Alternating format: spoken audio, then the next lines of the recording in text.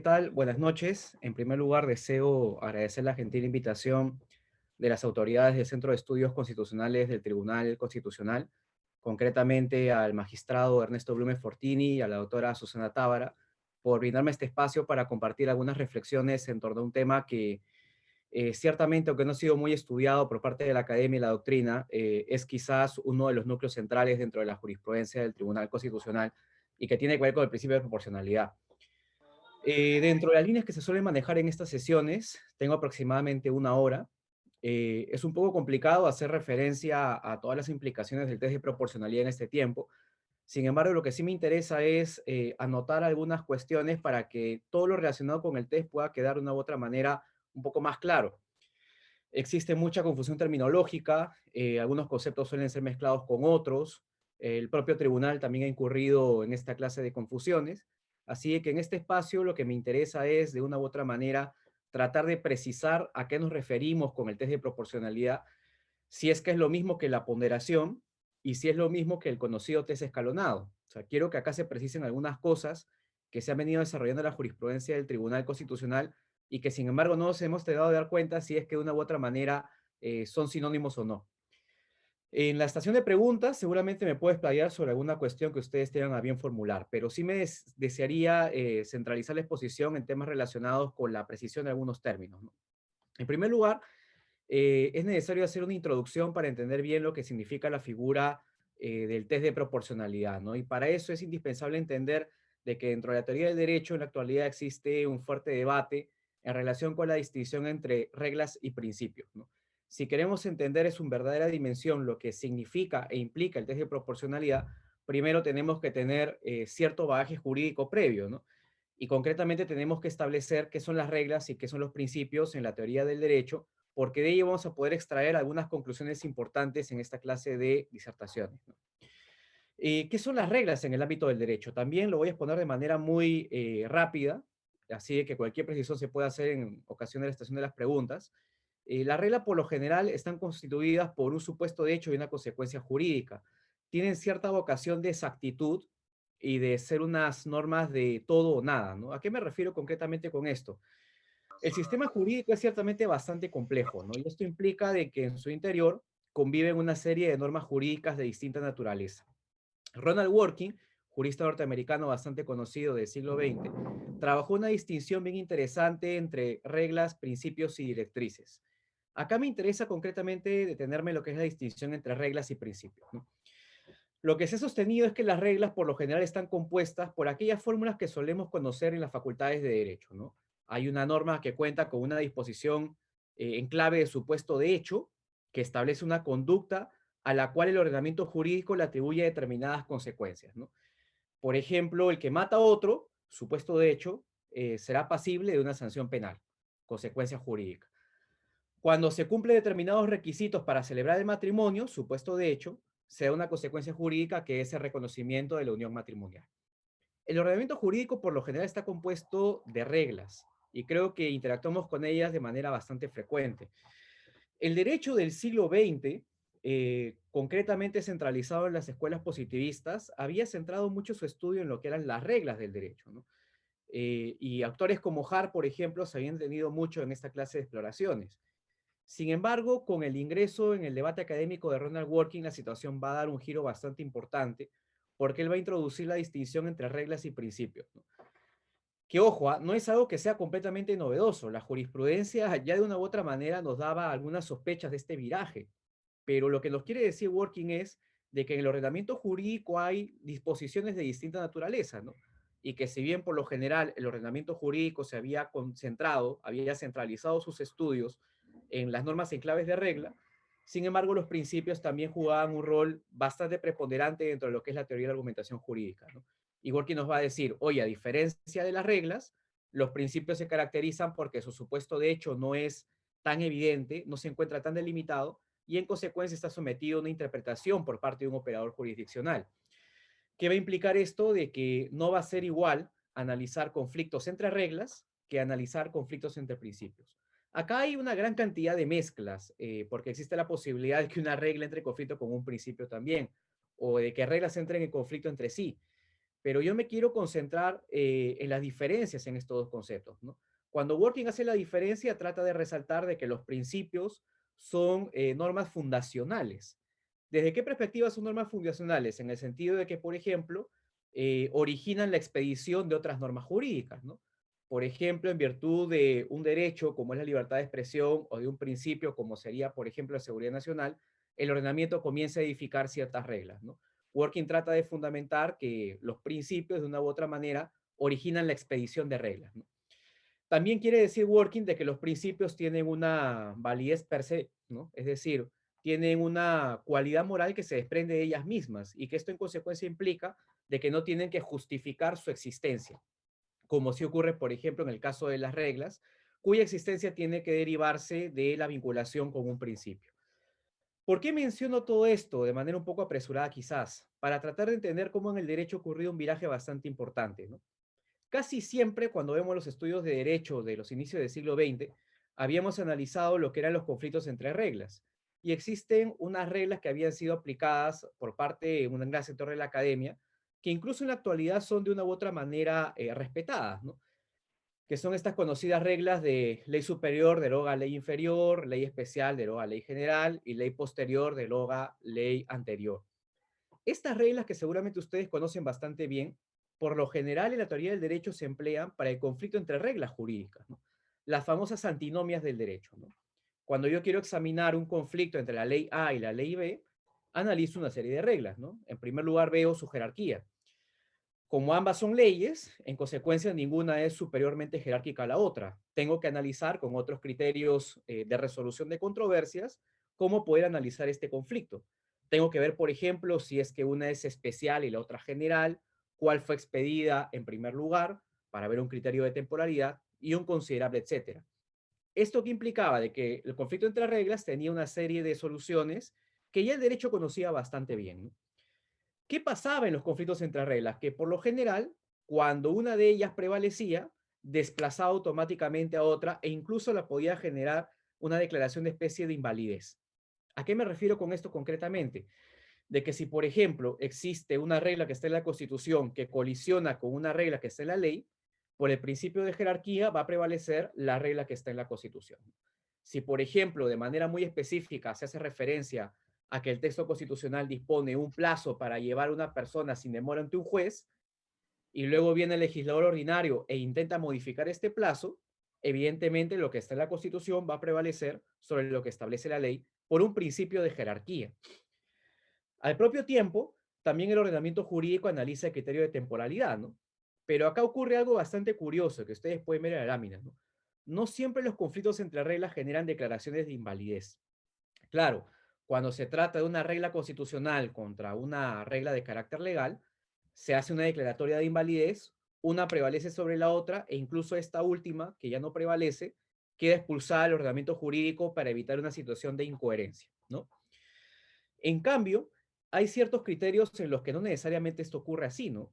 Y por ejemplo, cuando analizamos la figura de la temporalidad y examinamos, por ejemplo, el caso de dos leyes en conflicto, pero que están sucesivas en el tiempo, tenemos que ver si es que de una u otra manera regulan las mismas materias.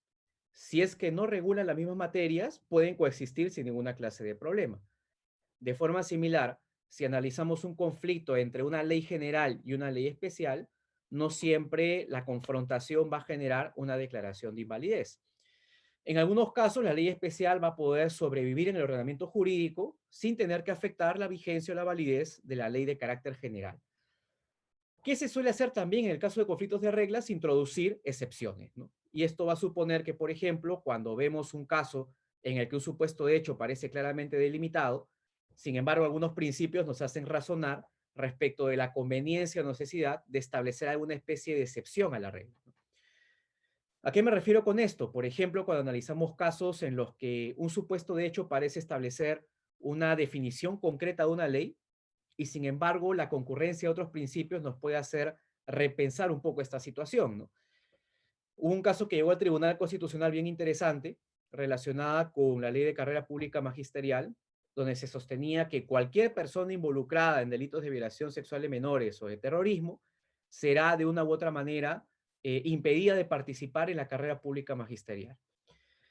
Parece una regla bastante clara, ¿no? La palabra involucrado y también la referencia a determinados delitos, ¿no? Sin embargo, acá ingresan principios que podrían alterar la vigencia de esta regla, ¿no? Que al parecer en realidad no es tan definitiva como se postula, porque acá las reglas también se enfrentan a un gran problema que enfrenta el derecho constitucional, que es la indeterminación y la vaguedad, ¿no? Esto es, ¿qué significa la palabra involucrado?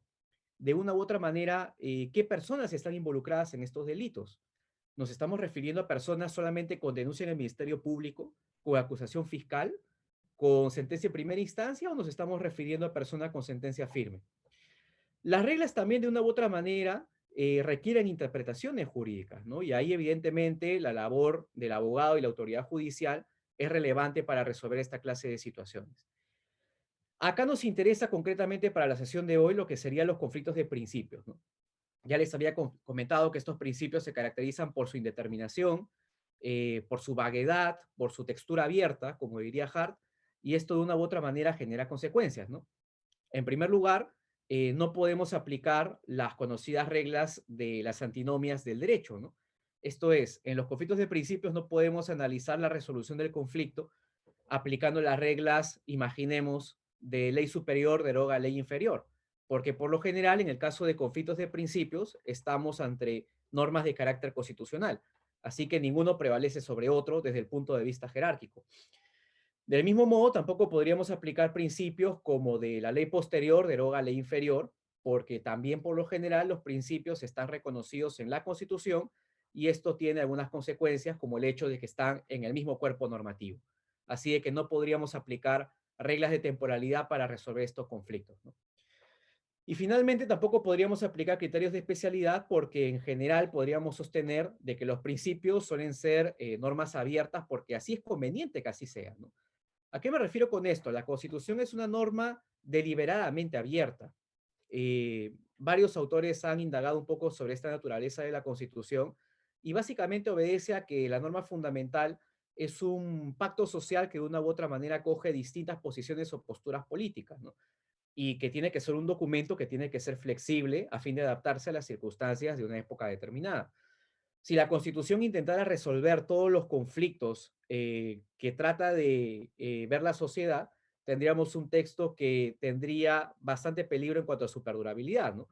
Porque si establecemos reglas bastante pétreas o de una u otra manera soluciones definitivas, cuando llegue una nueva generación y de una u otra manera trate de examinar lo que deba cambiarse de la Constitución, dirá casi todo es construido desde un punto de vista ideológicamente orientado a la perspectiva liberal o social, así que mejor cambiemos de constitución. Así que la constitución tiene que ser lo suficientemente abierta para tratar de coger distintas posturas políticas, ¿no? ¿Qué va a implicar esto? De que los conflictos entre principios tienen que ser resueltos a través de otras fórmulas, ¿no? ¿Qué suele hacer el derecho constitucional? En primer lugar, hacer una precisión. Si bien en algunos casos de los conflictos entre reglas, uno es inválido y el otro se mantiene como válido, en el caso de los conflictos entre principios, ambos mantienen su validez. Lo que ocurre es de que a efectos de un caso particular, un principio desplaza a otro. Esto bajo determinadas circunstancias que bien pueden cambiar en un supuesto o escenario distinto. Así de que la prevalencia es una especie de prevalencia exológica particular, solamente para un caso específico. Les pongo un ejemplo. En algún momento el Tribunal Constitucional se vio envuelto en esta discusión sobre la colocación de rejas dentro de los vecindarios, ¿no? Dentro de esta discusión se presentaba la siguiente duda, ¿no? Y era que se cuestionaba si es que la colocación de rejas dentro de los vecindarios suponía o no una violación a la libertad de tránsito. El tribunal expide unas primeras decisiones en las que básicamente sostiene que esto no es así siempre y cuando concurran dos supuestos, ¿no? En primer lugar, de que estas licencias hayan sido otorgadas para la colocación de las rejas y que esto sea acreditado en el proceso. Y en segundo lugar, que la colocación de rejas obedezca a la protección de un bien jurídico que es la seguridad ciudadana y los derechos de terceros, ¿no? O sea, tendría que acreditarse una especie de alza en el índice de criminalidad de una zona determinada que faculte la colocación de rejas. Así que por lo general la jurisprudencia del tribunal se decantaba por simplemente hacer una especie de subsunción, ¿no? Veía un caso de habeas corpus por colocación de rejas y decía, a ver, ¿existía licencia municipal? Sí. ¿Se acreditó que la colocación de la reja obedecía a circunstancias de orden público? Sí. En consecuencia, la colocación es compatible con la Constitución. Sin embargo, llegó un caso al tribunal posterior que hizo cambiar un poco esta especie de regla de prevalencia, ¿no? Que había ocurrido un caso en el cual a una persona le habían robado sus bienes, esta persona pagaba un sistema de vigilancia que era básicamente que todos usaban en el vecindario, y cuando fue a preguntarle al vigilante qué había ocurrido, esta persona ni siquiera había tomado conocimiento de lo que había pasado. ¿Qué hace la persona? Completamente indignada, decide no pagar el servicio de vigilancia. Lo que hace la Junta de Vecinos es algo bastante recurrente, ¿no? Comienza a aplicar ciertas medidas de hostigamiento, ¿no? Ordena a los vigilantes de que cuando estas personas lleguen a la reja en un auto, lo hagan esperar unos 15 minutos antes de abrirle la reja, que la tengan cerradas para que los hijos cuando lleguen del colegio tengan que dar una vuelta y caminar 8 cuadras más, y un considerable etcétera. Evidentemente, lo que buscaba la Junta o Asamblea de Vecinos era obligarlo a pagar nuevamente el servicio de vigilancia. La persona presentó un habeas corpus que llegó al Tribunal Constitucional y el tribunal tranquilamente pudo haber verificado la existencia simplemente de una licencia municipal y de un aumento del índice de criminalidad. Y sin embargo, lo que hace el Tribunal Constitucional es introducir una excepción y dice, pero oye, disculpa, aunque acá evidentemente hemos visto la concurrencia de estos supuestos, hay la inserción de un hecho que de una u otra manera modifica la solución de este conflicto. Esto se encuentra bastante relacionado con el principio de concordancia práctica que seguramente han visto dentro de los principios de interpretación constitucional e implica de que las jerarquías en alguna perspectiva son móviles, ¿no?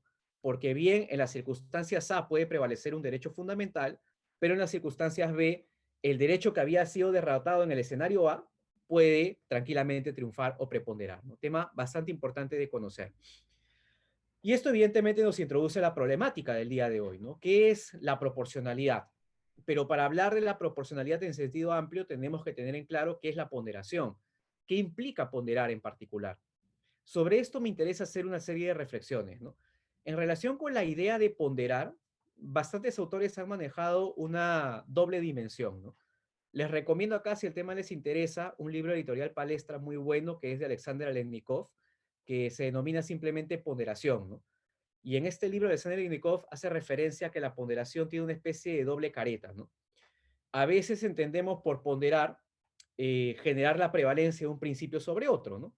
Como en el tema que les comenté de la colocación de rejas, hacemos de que la seguridad ciudadana prevalezca sobre la libertad de tránsito.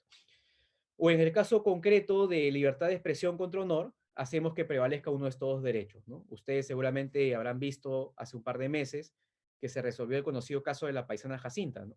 En ese caso, el Poder Judicial se decantó por proteger el bien jurídico de honor e imagen y lo hizo prevalecer en función del derecho a la libertad de expresión, ¿no? Y por lo general, la ponderación implica esto, ¿no? Hacemos un análisis de conflictos de principios y la ponderación nos sirve justamente para solucionar esta clase de conflictos. Así que mientras las reglas por lo general son resueltas a través de las reglas de antinomias del derecho, en el caso de la colisión de principios, lo que entramos a examinar es la fórmula de la ponderación. La ponderación entonces es una fórmula de la aplicación de los principios. ¿Qué se genera entonces en esta clase de escenarios? Que la ponderación nos permite determinar qué derecho prevaleció sobre el otro. Esto lo vamos a ver un poco más adelante. Pero por otro lado también, la noción de ponderación nos conduce a la idea de equilibrio, ¿no? Acá Legnikov nos menciona de que las autoridades judiciales, cuando reciben reclamos de inconstitucionalidad de leyes, también tratan de generar una especie de balanza, ¿no? Y de hecho la ponderación también nos remite a esta metáfora de la balanza, ¿no? Donde se tratan de sopesar cuestiones y de que cuando la balanza está equilibrada, ya tenemos de una u otra manera coherencia en el ordenamiento jurídico. Sin embargo, la metáfora de la balanza puede generar algunos problemas, ¿no? Porque ¿cómo sabemos en primer lugar qué pesar? ¿Cómo sabemos o cómo medimos que un principio deba prevalecer sobre otro, ¿no? Es un poco complicado y por eso la ponderación se ha visto expuesta a muchas críticas por parte de la doctrina, ¿no? Cuando se emplea la metáfora de la balanza, estamos acá en la segunda acepción a la cual hace referencia Leinikov, ¿no? La idea de ponderación como equilibrio. Y él pone un ejemplo bastante conocido en los Estados Unidos, que tiene que ver con la licencia para disparar a matar, ¿no? Lo que ocurre es de que en Estados Unidos salió una ley dentro de un estado en la que se decía que si determinados delincuentes cometían un ilícito y huían, la policía estaba facultada para disparar a matar en caso se comprobaran esta clase de situaciones. Llegó un reclamo de inconstitucionalidad ante un tribunal estadounidense donde se le dijo, oye, esta ley es inconstitucional porque es desproporcionada, ¿no? Claro, uno puede entender el deseo del Estado de impulsar la investigación del delito y de encontrar a los responsables, pero de una u otra manera hay que tomar en consideración que la respuesta del Estado no puede implicar la vulneración de un derecho como el derecho a la vida. ¿Qué hizo acá el tribunal estadounidense? Empleó la fórmula de la balanza, ¿no? Porque dijo, a ver, vamos a ponernos de acuerdo. Por líneas generales es cierto, el Estado tiene un serio interés en la persecución del delito. Pero por otro lado, como bien expuesto la parte demandante, hay también escenarios donde los derechos fundamentales pueden estar involucrados. La solución que emplearon fue una especie de consenso, ¿no? ¿Y qué se dijo? Básicamente lo siguiente, ¿no? A ver, vamos a establecer la siguiente forma de solucionar este conflicto. Vamos a establecer de que efectivamente la policía está facultada a disparar a matar en caso una persona huya luego de la persecución de un delito, si es que esta persona puede suponer un peligro público, ¿no? Por ejemplo, que se sepa que va a asesinar a una tercera persona, que eventualmente está armada, o un escenario donde se pueda advertir un gran peligro por el hecho de que la persona pueda fugar. Así de que acá el tribunal estadounidense lo que dice es, vamos a equilibrar un poco la situación y vamos a establecer un justo medio, ¿no? La doctrina también ha hecho referencia al balancing o a la ponderación para hacer referencia a esta clase de casos. ¿Por qué surgió históricamente la ponderación? ¿Cuáles son las razones que de una u otra manera fomentaron esta clase de técnica de aplicación de principios? Podríamos decir que básicamente son dos. En primer lugar, el descontento con el formalismo jurídico. Si ustedes han explorado un poco el tema de las teorías de argumentación jurídica, podrán advertir de que había una corriente básicamente del siglo XIX y XVIII, que era el formalismo conceptual, ¿no? Este formalismo decía que no hay mayor espacio para que los jueces interpreten y mucho menos sin apliquen las leyes, ¿no? Todo esto viene de un viejo adagio que proviene del siglo XVIII y concretamente de la Revolución Francesa y que se relaciona con la idea de que el Parlamento es el primer poder del Estado, ¿no? Y en la medida en que esto ocurre así, el Parlamento es el primer posicionado para decirnos lo que es el derecho y no la autoridad judicial. Esto va a generar que en la Francia revolucionaria se creen institutos como el recurso de casación, que ustedes conocen bastante bien, o el famoso référé legislatif. ¿Qué era el référé legislatif? Era un instrumento creado con el propósito de absolver las dudas que las autoridades judiciales tuvieran al momento de interpretar las leyes. ¿A qué me refiero concretamente? A que si un juez conocía un caso y veía de que había cierta vaguedad de la ley, este juez no respondía a la controversia en función de los principios generales del derecho, de la costumbre o de la jurisprudencia, fuentes que ustedes conocen bastante bien. Lo que se decía en la Francia revolucionaria de la época era que tenía que hacer la consulta al Parlamento. El Parlamento tenía que responder y con la interpretación del Parlamento ya la autoridad judicial podía resolver la controversia. Este formalismo conceptual suponía entender de que el derecho era un todo armónico, coherente, sin lagunas ni incoherencias, y que en consecuencia el legislador era básicamente perfecto. Se confiaba bastante en la figura del legislador en la medida en que representaba a la nación, ¿no? También un viejo adagio de la Revolución Francesa del siglo XVIII. Pero por otro lado, la razón que también origina el surgimiento de la ponderación es el descontento con las escuelas realistas del derecho.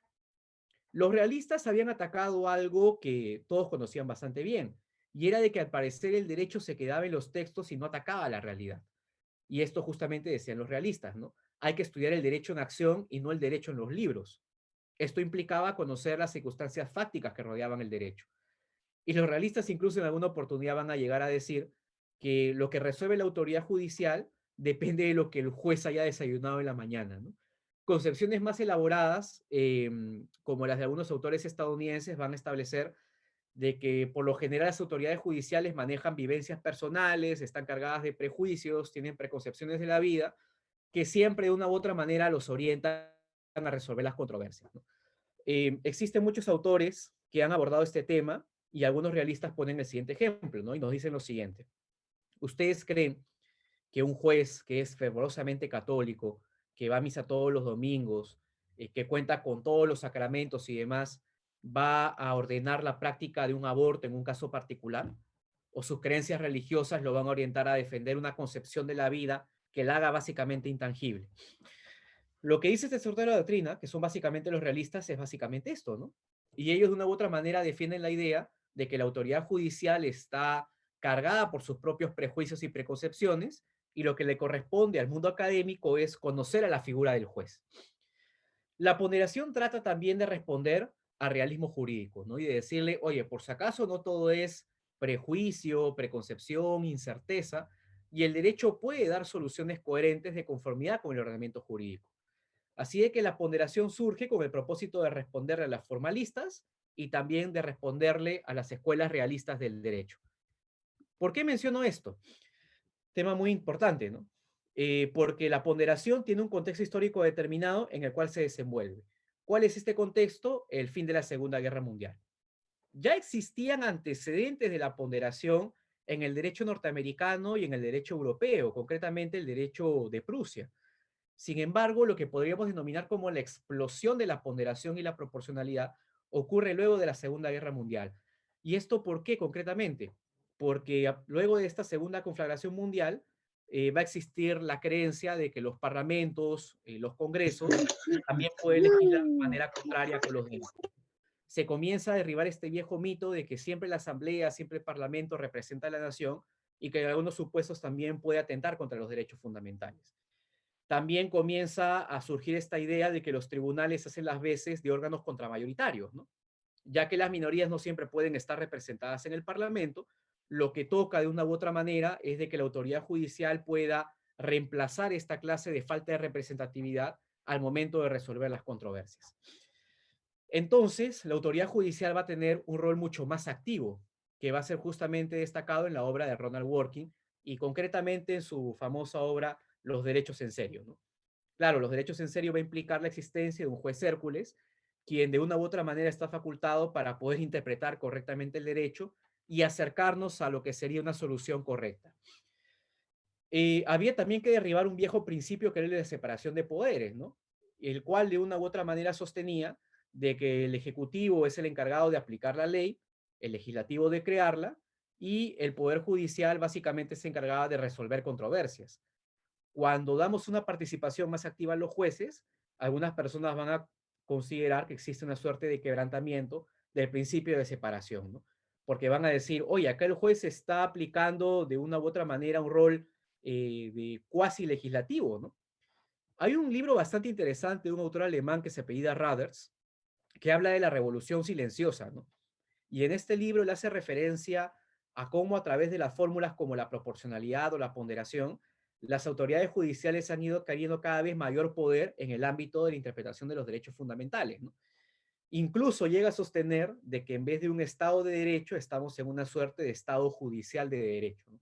Donde las autoridades judiciales resuelven las controversias más importantes de una sociedad democrática. Si seguramente se han detenido un poco más en este tema, podrán haber advertido la obra de Jeremy Waldron, que es un autor que justamente defiende la tesis contraria, ¿no? Y sostiene de que los parlamentos deberían resolver los casos más sensibles relacionados con derechos fundamentales. Y esto concretamente por la circunstancia bastante conocida de que los propios jueces también difieran en cuanto a la interpretación de la Constitución. Creo que los últimos dos casos más conocidos que hemos visto del TC reflejan esto, ¿no? Si ustedes ven el caso de la vacancia presidencial por el tema de la incapacidad moral y ven también el caso de Óscar Ugarteche por el matrimonio igualitario, van a poder advertir que la resolución siempre fue de 4 votos contra 3. Y esto es justamente lo que nos dice Waldron, ¿no? Él nos expone la idea de que si las propias autoridades jurisdiccionales, especialistas en derecho constitucional, no se ponen de acuerdo respecto de lo que es la Constitución, respecto de lo que es la ley fundamental, por qué exigirle de una u otra manera esa coherencia a la ciudadanía, ¿no? Y que ante este dilema, ante esta situación de incertidumbre, la ciudadanía también debería tener cierto nivel de facultad para interpretar los derechos fundamentales. El constitucionalismo popular estadounidense también va en esta línea, ¿no? Y sostiene de que por lo general existe una especie de secuestro de la Constitución por parte de los jueces, a los cuales denominan aristocracia en toga, y postulan la idea de que la Constitución tiene que nuevamente volver al pueblo, ¿no? Al legítimo soberano. Acá me interesa entonces comenzar a hacer algunas precisiones conceptuales, ¿no? Debemos diferenciar lo que es ponderación de lo que es proporcionalidad. Vamos a hacer el siguiente esquema para que el asunto quede claro. En el escena macro está lo que es el test escalonado, ¿ya? Dentro de este test escalonado está el examen de proporcionalidad y dentro del examen de proporcionalidad está lo que es la fórmula de la ponderación. Así que de una u otra manera tenemos una especie de secuencia, ¿no? Lo que sería lo macro sería el test escalonado y dentro de este test escalonado se inserta el principio de proporcionalidad en sentido amplio y lo que sería el principio de proporcionalidad en sentido estricto, que es la ponderación. Me interesa que distingamos bien estos conceptos porque por lo general se les considera como sinónimos, ¿no? La ponderación es una fase dentro del test de proporcionalidad en sentido amplio. Hay un sector de la doctrina que a la ponderación la denomina proporcionalidad en sentido estricto. Así de que por lo general, cuando ustedes ven las sentencias del Tribunal Constitucional, ustedes ven el test de proporcionalidad en sentido amplio, ¿no? Este test que está compuesto por idoneidad, necesidad y ponderación o proporcionalidad en sentido estricto. Lo que me interesa ahora es explorar en qué consiste cada una de estas, ¿no? ¿Qué es el test escalonado? ¿Cómo se inserta el test de proporcionalidad en el test escalonado? Y cómo a su vez la ponderación se relaciona con el test de proporcionalidad. El test escalonado es un test que nos permite determinar si es que las restricciones a los derechos fundamentales son o no compatibles con la Constitución. Y acá viene una explicación que es crucial. Partimos de la premisa que todos los derechos fundamentales son limitables o restringibles. Esto que implica que el legislador democrático de una u otra manera está facultado a insertar limitaciones al ejercicio de los derechos. ¿Cómo hace la autoridad judicial para determinar si es que el legislador sobrepasó o no lo permitido en cuanto a la regulación? Empleando este test escalonado.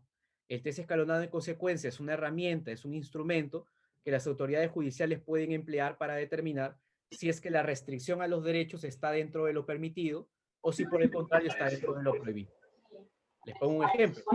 Si de una u otra manera examinamos un caso en el que se examina la proporcionalidad de una ley que prohíbe fumar, o imaginemos de que penaliza el consumo personal de drogas, ahí lo que tiene que hacer el test escalonado es entrar a analizar si es que la introducción de esta ley, que ciertamente supone una intromisión en un derecho fundamental, está o no amparada por el ordenamiento.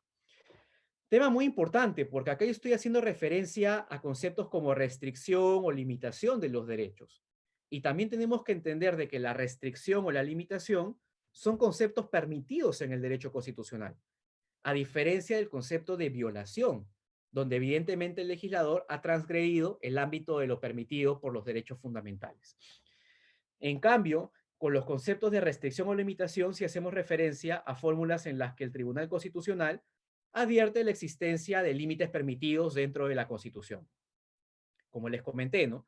Uno puede analizar un caso donde se penaliza el consumo personal de drogas y ahí evidentemente lo que tiene que hacer el Tribunal Constitucional es interrogar.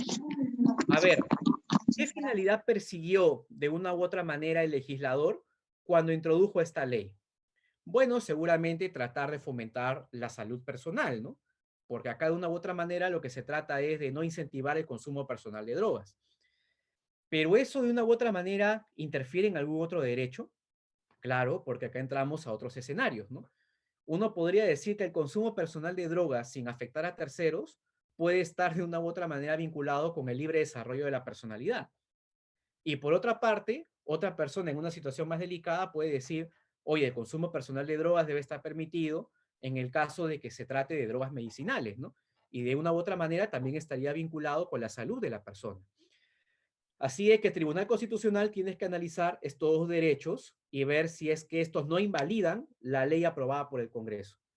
Para eso nos sirve el test escalonado, para determinar si es que el legislador superó o no lo permitido según la Constitución. Y este test escalonado, que es la fórmula macro, cuenta con tres fases, tres grandes fases, o tres fases macro, vamos a denominarla así. La primera es la identificación del contenido de un derecho fundamental involucrado. La segunda, la de la identificación de los límites al derecho fundamental. Y la tercera es la aplicación del principio de proporcionalidad o control de justificación. Me explico.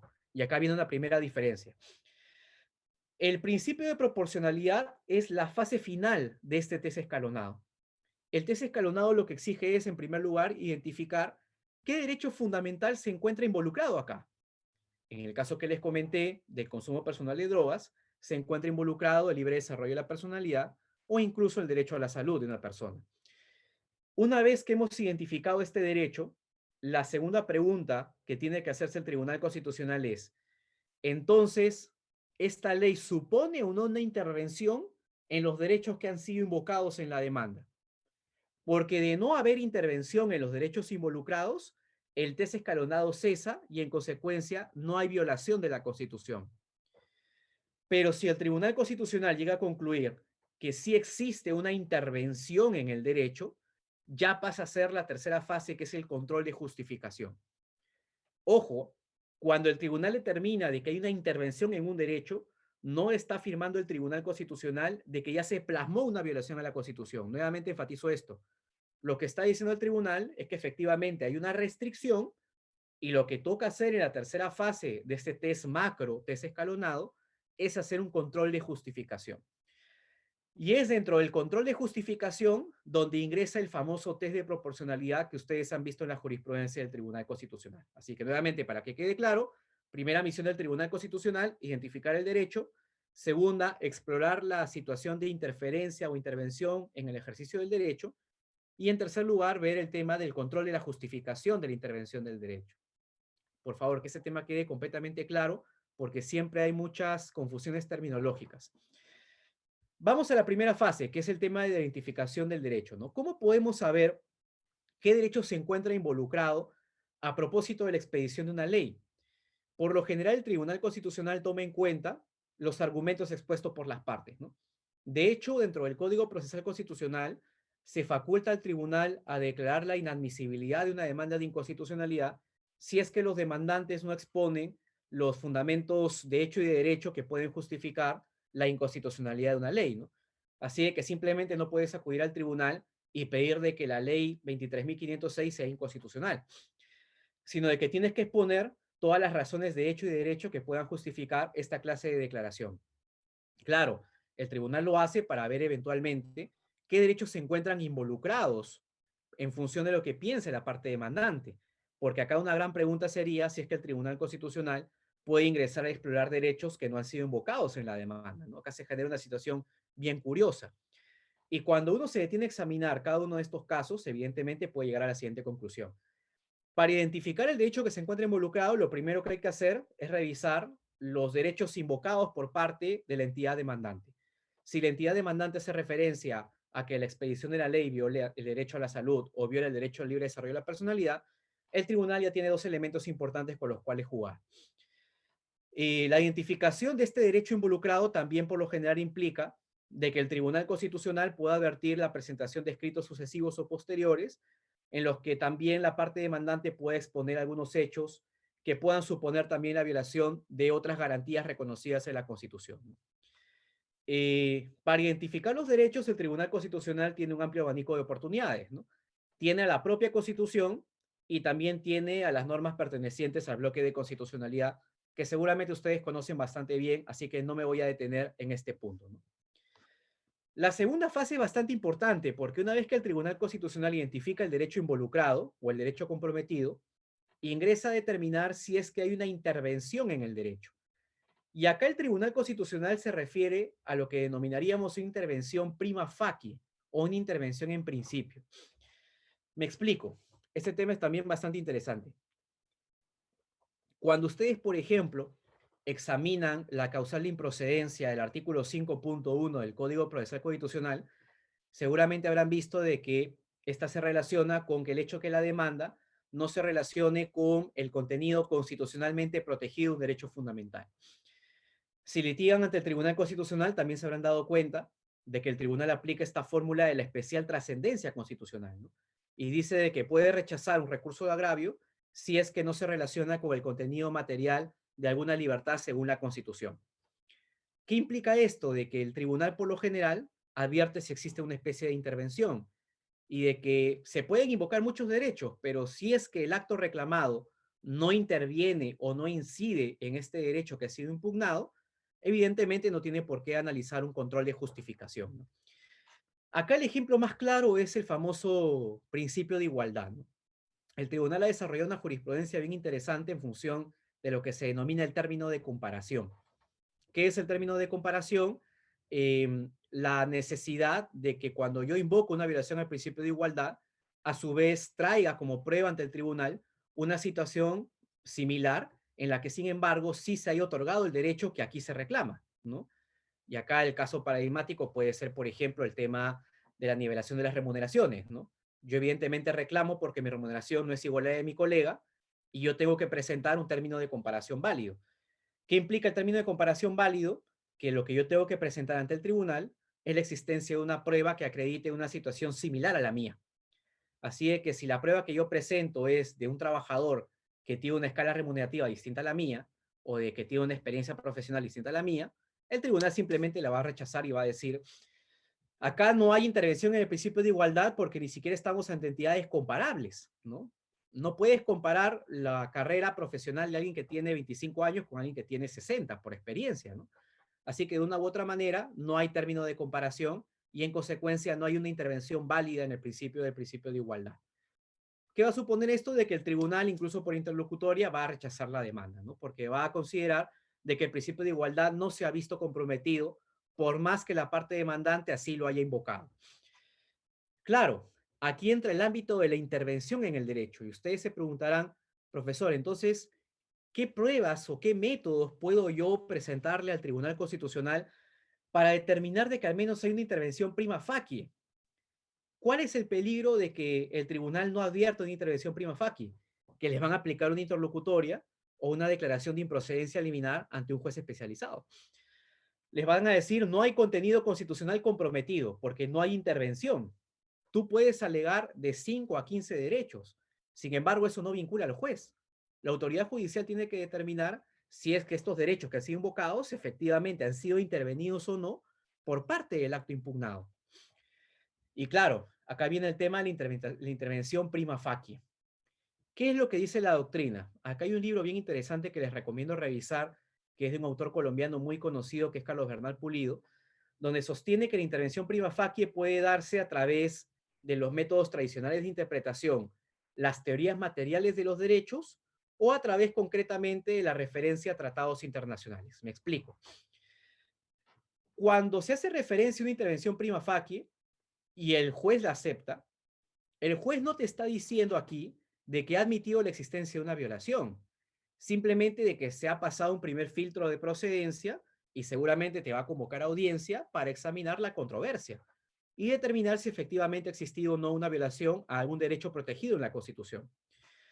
Para llegar a esta fórmula prima facie y garantizar de que al menos exista un pronunciamiento de fondo, lo que nos dice Bernal Pulido es lo siguiente, ¿no? Primero, recurre a los mecanismos tradicionales de interpretación.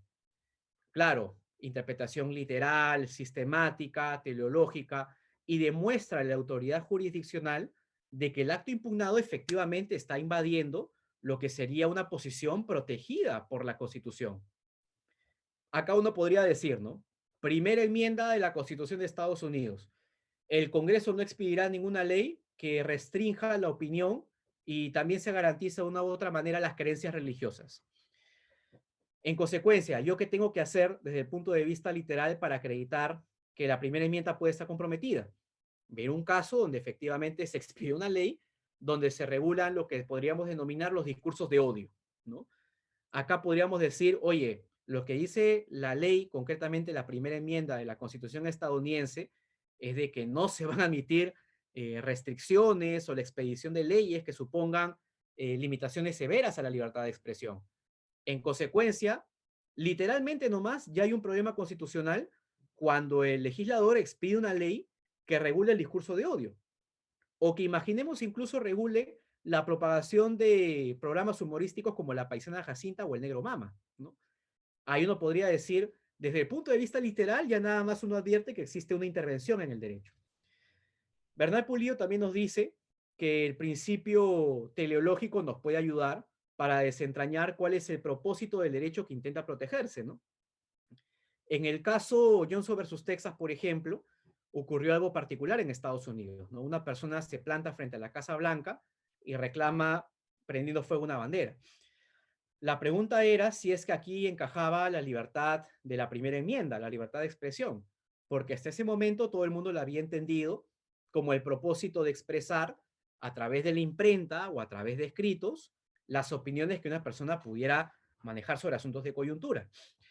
Se le sometió a la Corte Suprema la controversia relacionada con hechos que no sean escritos, sino de que sean actos, ¿no? Y de que yo manifieste mi discrepancia con la política exterior de los Estados Unidos quemando la bandera. Y evidentemente acá juega un poco el principio de interpretación teleológica. Y yo tengo que decirle a la autoridad jurisdiccional, acá hay un derecho fundamental que es el derecho a la libertad de expresión. ¿Cuál es la finalidad de este derecho? Que los ciudadanos puedan expresar sus disconformidades. Porque la libertad de expresión básicamente es un derecho que existe para garantizar la presencia de aquellas opiniones que no sean especialmente incómodas, que no sean perturbadoras. Y cuando una persona quema la bandera, está demostrando ciertamente su repudio a la política que los Estados Unidos vienen desarrollando en algún otro país. Claro, la interpretación teleológica nos dice, esta es la finalidad del derecho a la libertad de expresión. Así de que puede ingresar dentro del terreno de lo prima facie, ¿no? Así de que la Corte no podrá hacer un rechazo liminar, sino podrá decir, bueno, acá evidentemente hay una interpretación válida de un derecho, así que lo que yo tengo que hacer en el fondo de la controversia es determinar si efectivamente quemar una bandera es o no algo permitido por la Constitución. Algo interesante que también dice Bernal Pulido es de que las teorías materiales de los derechos también nos pueden permitir acercarnos al contenido prima facie de las libertades. Él hace referencia a dos teorías que me interesa resaltar, la teoría liberal de los derechos y la teoría social. La teoría liberal consiste en exigir al Estado espacios o escenarios de no intervención dentro de las libertades. Que el Estado no restrinja la libertad de expresión, que el Estado no torture, que el Estado no mate, que el Estado no expulse por creencias políticas de un partido. Y por otro lado, hay una teoría social de los derechos, que más bien le exige al Estado prestaciones de carácter positivo y que de una u otra manera supone que el Estado no pueda permanecer inactivo o indiferente frente a la misión de realizar los derechos fundamentales. ¿Por qué comento esto? Porque Bernal Pulido nos pone el siguiente caso, ¿no? Y nos dice lo siguiente. Imaginemos que a través de una ley se impida de una u otra manera a las Fuerzas Armadas asociarse en sindicatos, concretamente a todos los trabajadores del Ministerio de Defensa y también a las Fuerzas Armadas en sí mismas. Claro, la teoría liberal nos va a decir el Estado no debe intervenir en el ejercicio de los derechos.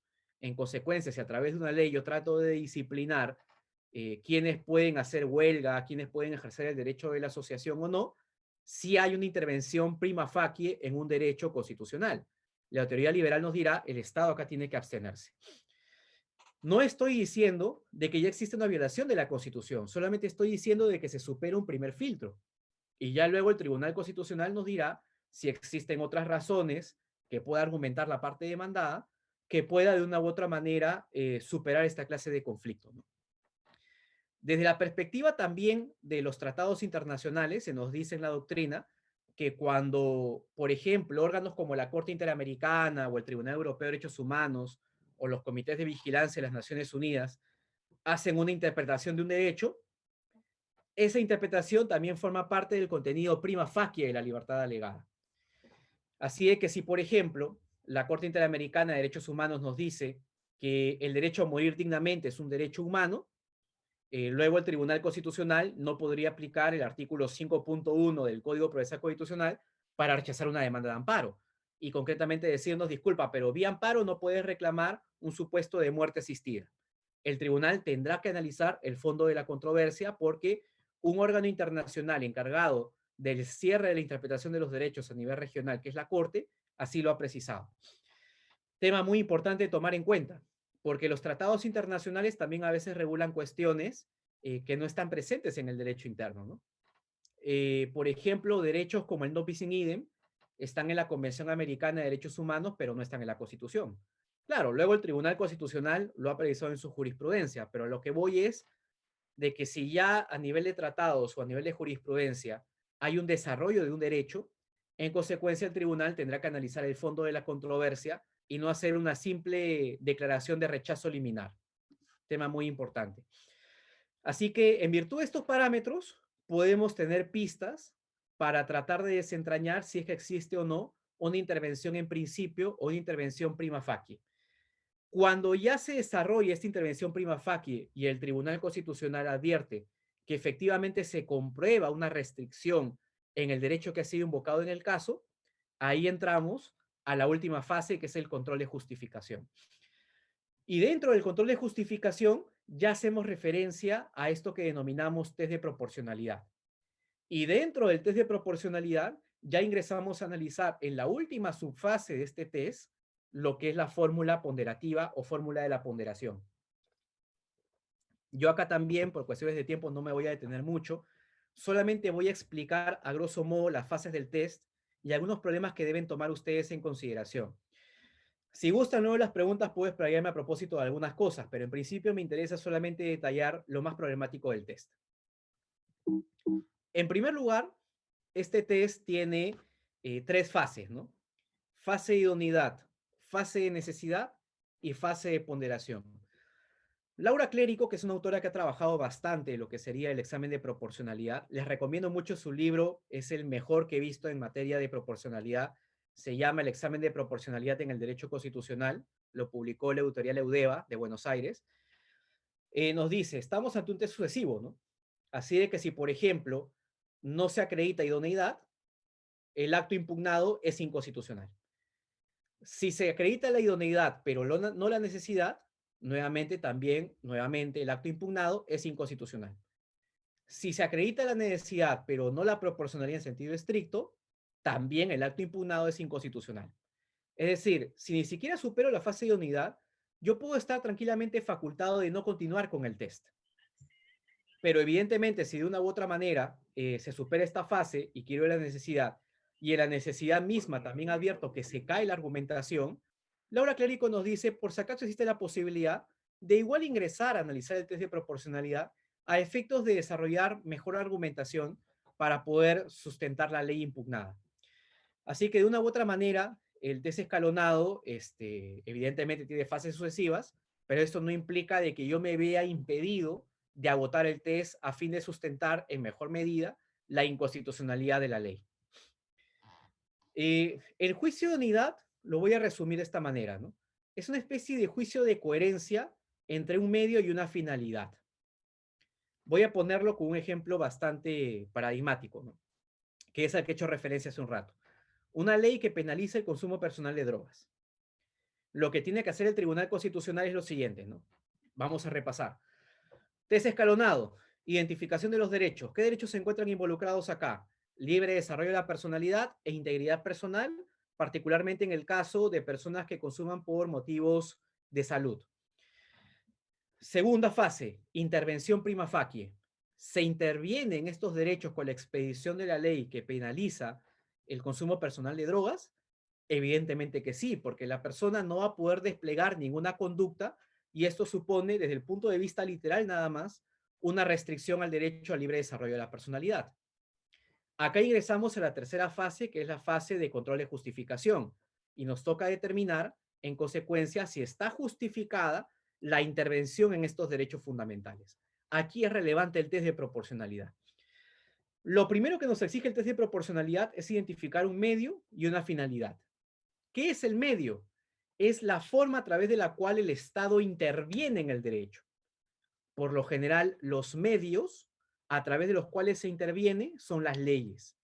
Porque claro, es el legislador el que de una u otra manera, a través de sus productos, que son las normas, interfieren en los derechos fundamentales. Esto es en el medio, en el test de proporcionalidad. Pero también hay una finalidad dentro del test. Y esta finalidad se relaciona con aquellos bienes o aquellos propósitos que trata de proteger el legislador al momento de expedir la norma que ha sido impugnada. Así que acá toca preguntarse, ¿no? La finalidad que persigue el legislador, ¿cuál es? El legislador nos va a decir, busco proteger lo que sería una vida ordenada, una vida disciplinada, una vida virtuosa, y que en consecuencia la persona no consuma drogas. Esa puede ser la justificación del legislador ordinario. Lo primero que se hace el test de proporcionalidad es preguntarse por la legitimidad de esta finalidad. Porque evidentemente, si la finalidad no es legítima, hacer el test de proporcionalidad no tiene sentido. Acá Laura Clérico pone un ejemplo bastante claro, ¿no? Y nos dice, si se trata de una ley que trata de institucionalizar la esclavitud, perennizar lo que sería la discriminación del hombre contra la mujer, o facultar en numerosos supuestos la tortura, acá no tienes que hacer todo el test de proporcionalidad, porque la simple finalidad puede ser desde cualquier punto de vista ilegítima. ¿Cómo determino la legitimidad o ilegitimidad de una finalidad? Acá la doctrina tiene algunas divisiones, ¿no?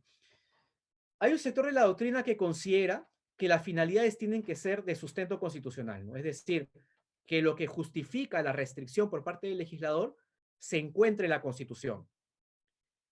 Sin embargo, el sector mayoritario de la doctrina lo que nos dice es, no hay que ser tan exigentes. El legislador tiene a su favor una carga democrática que deriva de hecho de haber sido elegido a través de elecciones. En consecuencia, vamos a asumir que si una finalidad también está prevista en una ley, de una u otra manera podemos concebir de que sea una finalidad legítima, ¿no? Así de que solamente nos interesa que no sea una finalidad manifiestamente inconstitucional. Laura Clérico nos dice, a contrario sensu, que por ejemplo, las normas de jus cogens, o las normas imperativas de derecho internacional, tales como la prohibición de crímenes de lesa humanidad, la prohibición de discriminación, de esclavitud, de tortura y demás, son prohibiciones definitivas y que en consecuencia cualquier interferencia en esta clase de cuestiones tiene que ser considerada como incompatible con la Constitución. Y acá ya ingresa propiamente lo que es el test. Si yo llego a comprobar que hay una finalidad legítima, lo que viene es el juicio de idoneidad. Tengo que comprobar que exista una relación de coherencia entre el medio implementado por el legislador respecto de la finalidad perseguida. En el caso concreto del consumo personal de drogas, se tiene que preguntar el Tribunal Constitucional, ¿hay alguna relación lógica entre lo que sería la penalización del consumo de drogas con el hecho del fomento del no consumo personal a efectos de garantizar una persona, imaginemos, más virtuosa y con mejores estándares de salud? Lo que va a decir el tribunal es que sí. Y ojo, en el juicio de unidad se exige una relación positiva entre el medio y el fin, pero no se exige de que sea la medida más idónea o que sea la medida más óptima para realizar la finalidad que persigue el legislador. Tema muy importante aquí. No está exigiendo el Tribunal Constitucional que sea la medida más perfecta desde el punto de vista técnico. En consecuencia, de una u otra manera, yo podría llegar a la siguiente conclusión, ¿no? Sí, efectivamente, quizás hay otras medidas más efectivas para garantizar el no consumo, pero la medida adoptada tiene cierto nivel de coherencia. Podríamos hacer nuestras preguntas si, por ejemplo, el Estado tratara de no promover el consumo personal de drogas a través de un programa televisivo del sábado a las 7 de la mañana en el canal El Estado, ¿no? Que pocas personas ven a esa hora. Así de que ahí uno podría preguntarse, ¿hay todavía una relación de fomento? La respuesta es que sí la hay. Seguramente muy poco fomento, una medida muy poco idónea, muy poco técnica, pero a final de cuentas es una medida que sí está orientada a garantizar el cumplimiento de la finalidad, aunque sea de manera muy pequeña. Otra pregunta importante en esta fase de idoneidad es el tema de la legitimidad, del fin y de la relevancia, y también lo que sería el tema temporal. ¿A qué me refiero? ¿Cuándo examinamos este tema de adecuación técnica? ¿En virtud de las circunstancias existentes cuando la ley se expidió o al momento en que el Tribunal Constitucional conoce del caso? Para que ustedes me comprendan. Imaginemos que se expide una ley que de una u otra manera faculta a deportar masivamente migrantes indocumentados, ¿no? Independientemente de su situación familiar y personal. El propósito de esta ley es generar espacios de trabajo para los nacionales, quienes se han visto altamente perjudicados por las tasas de desempleo. Supongamos que esa sea la finalidad esgrimida por parte del legislador democrático. La pregunta sería, si después de 5 años esta ley es impugnada ante el Tribunal Constitucional, ¿la idoneidad cómo se mide?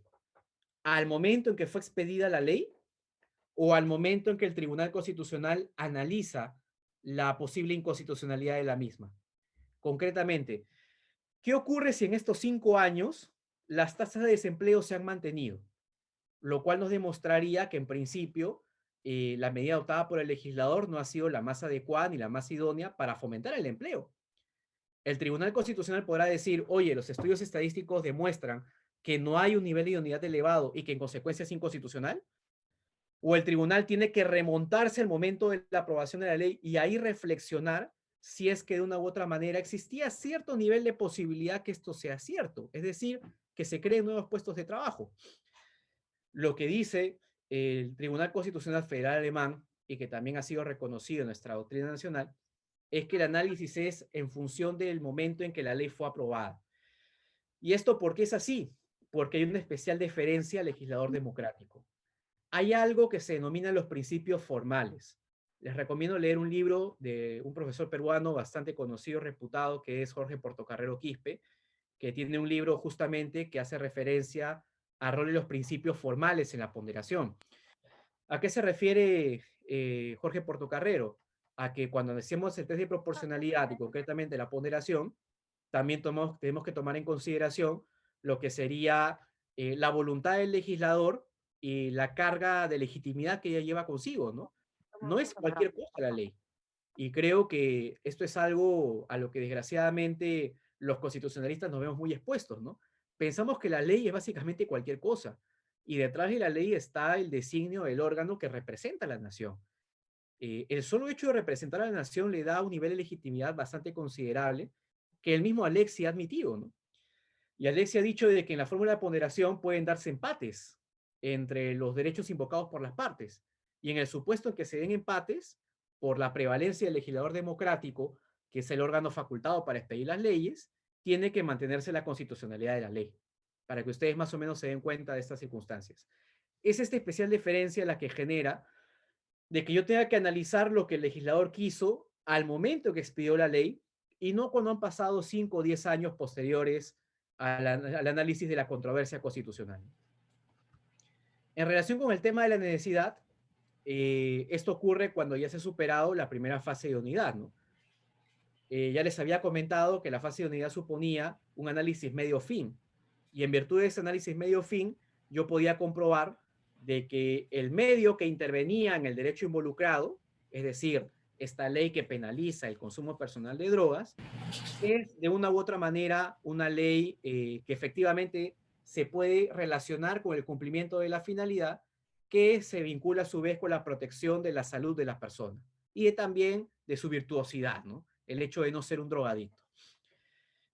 Acá se generan también las siguientes preguntas, ¿no? Se supera el primer filtro, que es el de idoneidad, pasamos a la necesidad, y en la necesidad entran unos nuevos elementos que les pido memorizar.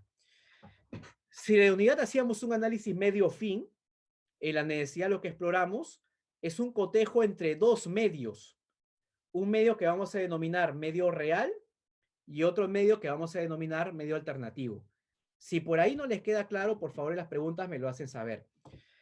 ¿Qué es el medio real? Es la medida promulgada por el legislador que efectivamente interviene en el derecho fundamental cuestionado. En el caso particular que les comento, es la ley que penaliza el consumo penal de drogas. Este consumo personal de drogas que está penalizado por la ley es el medio real empleado por el legislador. ¿Qué son los medios alternativos? Son aquellas medidas que el legislador pudo haber implementado y sin embargo decidió no hacerlo. Son aquellas medidas hipotéticas que estaban a disposición del legislador y que sin embargo él decidió no implementar. Acá viene la gran pregunta, ¿no? ¿Qué otras medidas pudo haber implementado el legislador democrático si es que quería fomentar el no consumo personal de las drogas? Acá vienen varias posibilidades, ¿no? Puede ser el tema de, Doctor Paso, ¿sí? buenas noches, disculpe que lo interrumpa. El doctor Blume Fortini, director general del Centro de Estudios Constitucionales, quisiera robarle unos minutos de su tiempo para darle un saludo, por favor, no sé si me permite. Con mucho gusto, no hay problema. Más bien saludos al doctor magistrado Blume. Muy Adelante. bien. Sí, disculpen la interrupción a esta conferencia que está tan interesante y llena de datos y de reflexiones muy importantes, pero lamentablemente no puedo quedarme hasta el final de la exposición por razones propias de la función, pero no quería dejar pasar la oportunidad de estar por lo menos un par de minutos con ustedes para agradecerle muy sinceramente al doctor Oscar Paso Pineda por su gentileza de aceptar nuestra invitación y contribuir al desarrollo de esta temática constitucional tan interesante como es la relacionada con el principio de proporcionalidad en la jurisprudencia del Tribunal Constitucional. Eh, el, doctor, el doctor Oscar Paso es uno de los nuevos valores del derecho constitucional peruano y en lo particular como director del Centro de Estudios Constitucionales, eh, creo que es muy importante que estos nuevos valores sean promocionados y sean conocidos por todos. Quienes tenemos algún recorrido ya en el mundo del derecho constitucional, siempre nos preocupamos porque haya un relevo generacional en su momento y conforme vayan dándose las circunstancias. Y Oscar Pasos es uno de esos baluartes que presenta el elenco de constitucionalistas nacionales y que contribuyen muchísimo, no solamente con su labor como asesores jurisdiccionales en el Tribunal Constitucional, sino también con su labor docente de ir difundiendo los principios, los valores, los conceptos, el contenido, los alcances del derecho constitucional, de las disciplinas afines y también de lo que es la Constitución, el Estado constitucional, en la importancia de contar con un sistema constitucional capaz de, en el marco del respeto a los derechos ciudadanos, en el marco del respeto a la libertad y a los derechos fundamentales y de la propia Constitución como expresión normativa del pueblo que elige sus reglas básicas, es un sistema que permite salidas frente a cualquier circunstancia, como lo estamos viendo en el acontecer coyuntural. Bien, solamente quería decir eso. Es un tema, obviamente, este del principio de proporcionalidad, un tema sugestivo.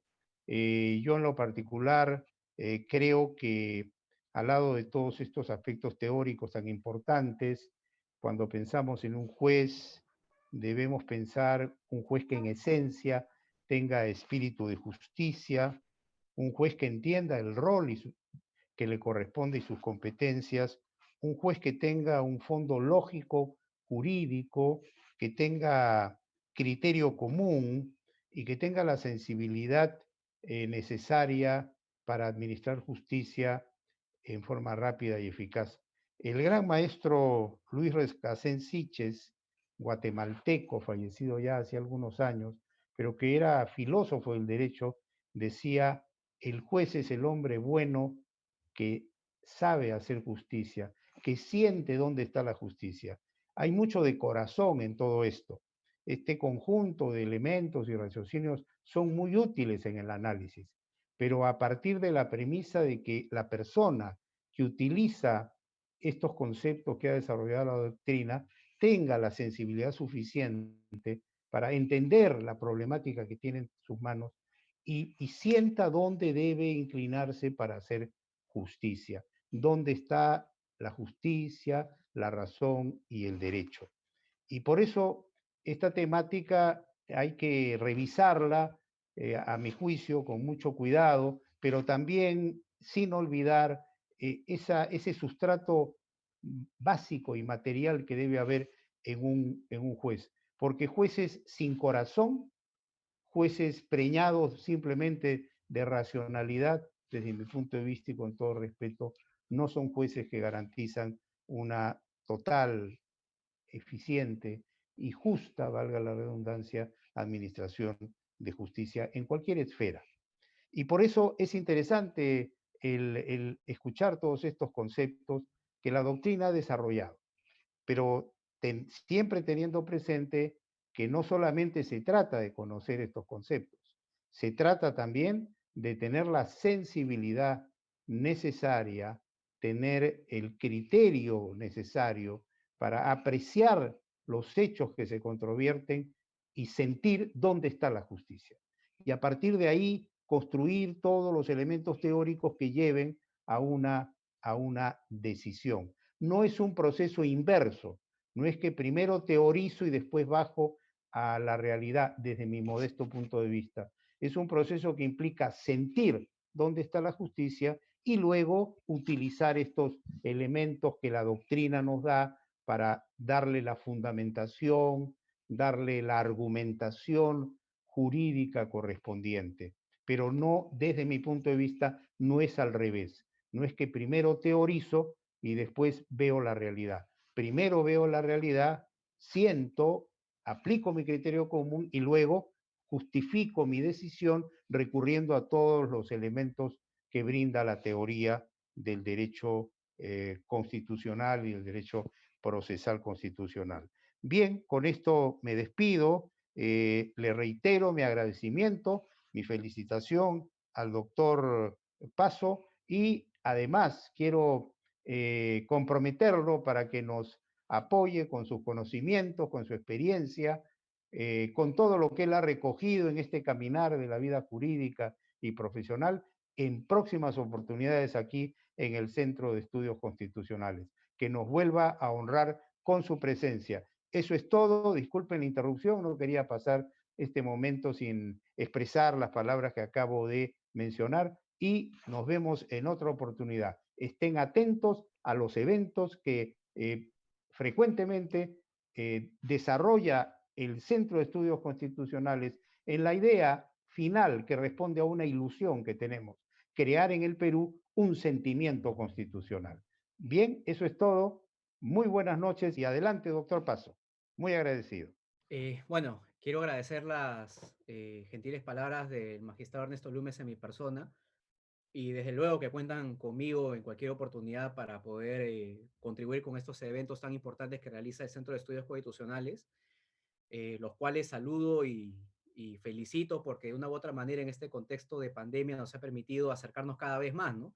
Yo he sido un testigo directo de cómo los cursos del Centro de Estudios Constitucionales de una u otra manera han tenido bastante acogida, ¿no? Y casi siempre las vacantes son copadas de manera muy inmediata. Y lo que nos ha dejado de ventaja, si es que hay alguna, la pandemia, es de que los espacios se han podido multiplicar y seguramente gente que físicamente no está en Lima puede acceder sin ningún problema a estos cursos de capacitación.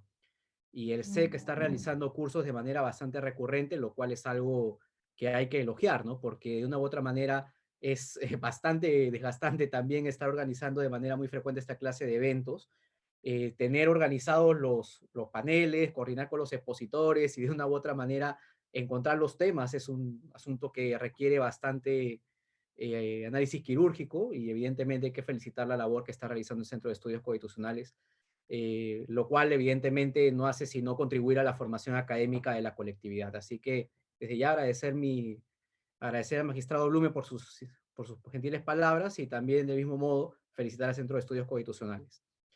Continúo entonces con la exposición y el punto donde me había quedado.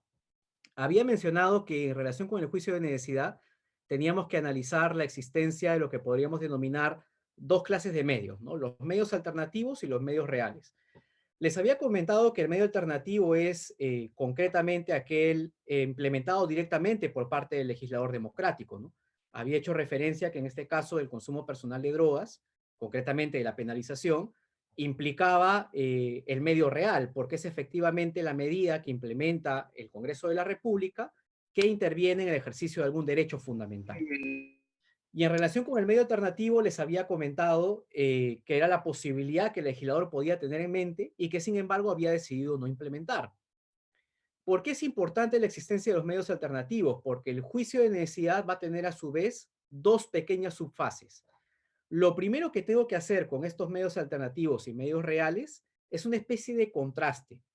Y lo que la doctrina exige en primer lugar es ver lo siguiente, ¿no? Si quiero tener a disposición medios alternativos, lo primero que tiene que hacer eventualmente la autoridad jurisdiccional es examinar lo siguiente. Estos medios alternativos tienen por lo menos la misma idoneidad, la misma adecuación que el medio real, que el efectivamente implementado por el legislador, porque si son medios que no tienen este mismo grado de idoneidad o no son igualmente adecuados o técnicos para realizar la finalidad perseguida, lo que se va a hacer es simplemente descartarlos. Lo que exige la doctrina es de que los medios alternativos que tome en consideración el Tribunal Constitucional por lo menos sean igualmente idóneos, igualmente adecuados que el medio que efectivamente adoptó el legislador. No sé si recordarán, pero yo les había puesto el ejemplo de la publicidad estatal en el canal del Estado un sábado a las 7 de la mañana. Bueno, este medio alternativo se caería en esta primera subfase porque este medio alternativo no es igualmente idóneo que el medio efectivamente implementado por parte del legislador. En cambio, si discutimos otra clase de medidas, que tenga que ver con restricciones de comercio y demás, ahí seguramente el nivel de idoneidad sí puede ser por lo menos igualmente idóneo, ¿no? Y una vez que yo me quedo con estos medios alternativos, que son al menos igualmente idóneos que el medio real, yo ingreso a interrogarme respecto de lo que sería el medio menos gravoso, ¿no? Dentro de estos medios igualmente idóneos, igualmente adecuados, ¿existe alguno que de una u otra manera afecte menos los derechos fundamentales que están involucrados en el caso?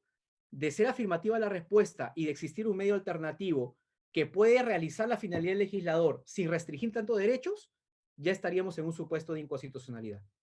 Porque acá el Tribunal Constitucional sí identificaría una medida que el legislador pudo haber implementado y sin embargo no hizo, ¿no? Acá uno puede poner ejemplos, ¿no? Y en el supuesto que les había comentado, uno podría decir, bueno, efectivamente, la penalización parece ser una medida bastante severa, ¿no?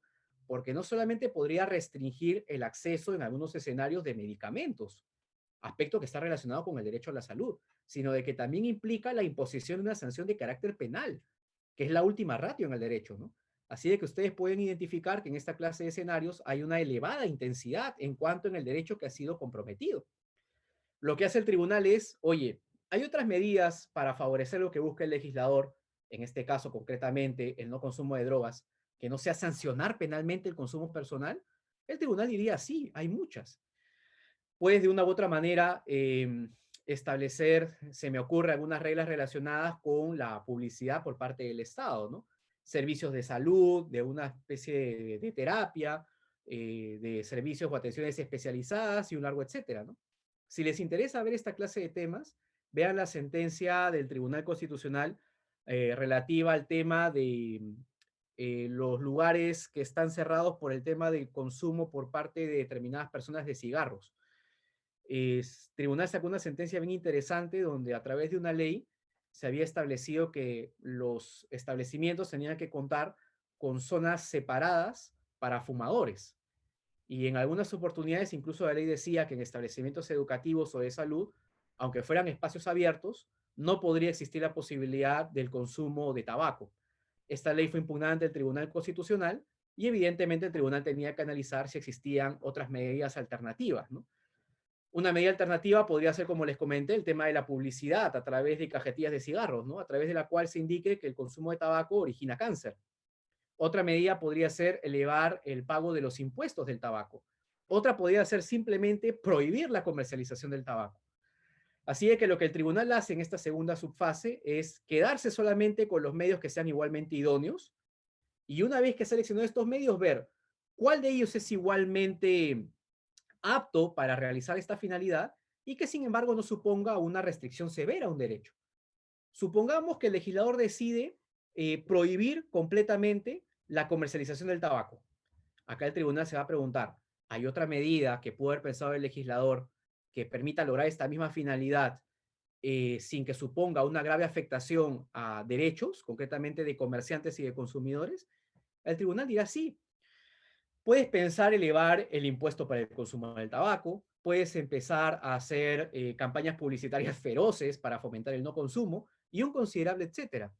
Y esto implica que de una u otra manera, cuando uno examina esta clase de controversias, evidentemente hay mucho análisis empírico o análisis fácticos que el Tribunal Constitucional tiene que tomar en consideración al momento de dilucidar controversias. Ahora, hay una regla que se denomina la regla de benevolencia, ¿no? Acá el tribunal dice, ¿no? Cuando el medio real es excesivamente gravoso respecto del derecho, puedo exonerar el cumplimiento de esta regla de la igual idoneidad del medio alternativo, para que se entienda. Si en el caso del consumo del tabaco, el legislador selecciona la medida más gravosa, que concretamente sería la prohibición de la comercialización del tabaco, lo que de una u otra manera nos dice acá la regla de benevolencia es lo siguiente. Acá pedir un igual nivel de idoneidad de las medidas alternativas sería excesivamente complicado de cumplir, porque difícilmente una medida va a ser igualmente idónea que la más severa. Así de que el tribunal acá da cierto nivel de benevolencia, cierto nivel de flexibilidad, para que otras medidas concretamente puedan superar esta primera subfase de idoneidad y entrar a contrastarse con la medida real. Y acá el tribunal podrá decir, bueno, yo entiendo que seguramente el establecimiento de impuestos no es tan eficaz como la prohibición general, Pero acá tenemos que tomar en consideración que la prohibición general es una prohibición demasiado intensa y que supone una severa restricción de derechos relacionados con comerciantes y consumidores. Acá el tribunal dirá, puedes analizar excepcionalmente lo que podría ser, imaginemos, una fórmula alternativa como la elevación de los impuestos. Y ya para concluir, está la última fase, que sería la fórmula de la ponderación. Y acá nuevamente quería hacer énfasis en lo que había mencionado antes, ¿no? Les había comentado que sepamos diferenciar el test escalonado del examen de proporcional en sentido amplio de la ponderación. Y acá estamos en la última fase del test de proporcionalidad. Yo les había comentado que el examen escalonado en términos genéricos permitía examinar si es que una restricción a un derecho fundamental está o no permitida según la Constitución. Y dentro de este examen escalonado se encuentra en la tercera fase lo que sería el control de justificación. Y acá entrábamos a analizar el test de proporcionalidad. En este test de proporcionalidad en sentido amplio, a su vez también habíamos visto 3 subfases. Idoneidad. La copa zoológico. Y en la ponderación estamos en la última fase del test de proporcionalidad en sentido amplio, ¿no? Así que estamos en la fase final en la que tenemos que determinar si es que la restricción que ha sido impuesta por el legislador es o no compatible con la Constitución. Acá se aplica la famosa ley de la ponderación, ¿no? Donde básicamente se dice de que a mayor restricción de un derecho por parte del legislador, mayor tiene que ser la realización de la finalidad perseguida por este, ¿no? Así que lo que analiza el Tribunal Constitucional en buena cuenta es, a ver, analicemos los derechos que se encuentran involucrados. ¿Cuántos se han restringido? ¿Se han restringido de manera intensa, de manera mediana o manera leve? Y acá el tribunal emplea 3 conceptos muy conocidos, ¿no? El peso abstracto, el peso concreto y la seguridad de las premisas empíricas. El peso abstracto tiene que ver con lo que sería la prevalencia de los derechos fuera de un caso particular. Y esto es algo que difícilmente puede ser del todo unánime en cuanto a la aceptación en la doctrina, ¿no? Robert Alexy ha puesto un único ejemplo, ¿no? Y ha dicho que el derecho a la vida se encuentra desde el punto de vista abstracto por encima del resto de los derechos porque es una precondición para poder ejercerlos. Así es que por lo general a la vida le da un peso abstracto mayor que lo que podría ser un derecho de libertad personal. Pero eso hay que analizarlo en función incluso de cultura jurídica, ¿no? Porque en el Islam, por ejemplo, no se maneja la misma concepción de los derechos fundamentales, ni siquiera de la dignidad de la persona, como sí se maneja en la civilización occidental, ¿no? Si ustedes analizan el Corán y varios instrumentos relacionados con el Islam, van a poder ver de que en la lógica de estas religiones prepondera la colectividad por encima de lo individual, mientras que en las civilizaciones occidentales más bien hay una lógica inversa, ¿no? Suele preponderar lo individual por encima de lo colectivo o lo social. Así es que siempre el peso abstracto tiene que también que ver mucho con el componente cultural, ¿no? Por ahora solamente Robert Alexy nos pone el ejemplo de la colisión de la vida con cualquier otro derecho fundamental. En relación con el peso concreto, lo que advierte Alexy es nuevamente la escala de intensidades, ¿no? Escenarios graves, medianos o leves. Y creo que el caso que es más sencillo para poder demostrar cómo se aplica la ponderación es el conocidísimo caso de la transfusión de sangre, ¿no? En la que Robert Alexy lo que trata de demostrar es lo siguiente, ¿no? A ver, desde el punto de vista de los derechos involucrados en el caso, un caso en el cual a un niño no se le atiende porque es hijo de unos testigos de Jehová que no admite las transfusiones de sangre, nos corresponde hacernos las siguientes preguntas. ¿Qué derechos están involucrados? Por un lado, el derecho a la vida del menor y por otro, lo que serían las creencias religiosas de los padres. ¿Qué intensidades hay en cuanto a las intervenciones? En relación con la libertad religiosa de los padres, podríamos decir que la interferencia es mediana o leve, porque de una u otra manera, obligar a hacer al niño la intervención quirúrgica, la transfusión de sangre concretamente, no es de una u otra manera una medida que impida el ejercicio de la religión por parte de los padres. Sí lo sería, imaginemos como ocurría en Estados Unidos, una ley que prohíbe la realización de obras por parte de los testigos de Jehová. Acá sí hay una intensidad de carácter grave porque simplemente la religión no puede ejercerse. Pero en el caso de la transfusión de sangre, evidentemente puede haber una perturbación mediana o leve porque los padres posteriormente van a poder seguir ejerciendo sus creencias religiosas sin perturbaciones. Pero en el caso del menor, sí hay una interferencia de carácter grave, ¿no? Porque cuando uno analiza el caso, lo que puede advertir es que si al menor no se realiza la transfusión de sangre, su derecho a la vida se va a ver seriamente comprometido, ¿no? Así es que acá se analizan las escalas de las intervenciones a los derechos. Y finalmente, la seguridad de las premisas empíricas tiene que ver con la probabilidad de que la conducta eventualmente pueda ocurrir o no pueda ocurrir. Y claro, en el caso del menor habría que hacerse la interrogante respecto de la probabilidad de que este niño, según los avances científicos o tecnológicos, pueda fallecer con ocasión de que no se realice la transfusión de sangre. Y evidentemente aquí la ciencia tiene un peso bastante importante, ¿no?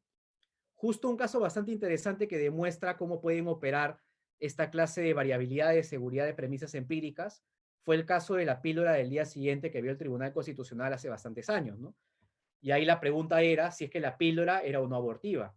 Y en función de la seguridad de las premisas empíricas, es decir, de estar convencido si hay o no una intervención, yo puedo hablar de una intervención grave, de una intervención mediana o de una intervención leve. Evidentemente, en esta clase de procesos juega bastante lo que es el amicus curiae, la participación o intervención de órganos técnicos como la OMS, la Organización Panamericana de la Salud y un considerable etcétera, ¿no? Finalmente, ¿qué hacer en caso de empate? Lo que dice Alexi es se favorece al legislador democrático por esta fórmula de la deferencia, ¿no? Que era lo que había comentado antes. Alexi, en virtud de los principios formales, lo que hace es resaltar que siempre es importante resguardar la voluntad del órgano electo por el pueblo, ¿no? Que es concretamente el Congreso o el Parlamento. Así que los casos de empate siempre favorecen al legislador democrático. Bueno, les dejo mi correo electrónico en caso tengan algunas preguntas o inquietudes en relación con lo que se ha desarrollado. Disculpen si he tenido que ir a la volada porque es un tema bastante complejo. Quiero agradecer la gentil invitación del Centro de Estudios Constitucionales, nuevamente al magistrado Ernesto Blume, a la doctora Susana Tábara, al doctor Orlando Curaca, por el espacio que se me ha brindado. Muy buenas noches.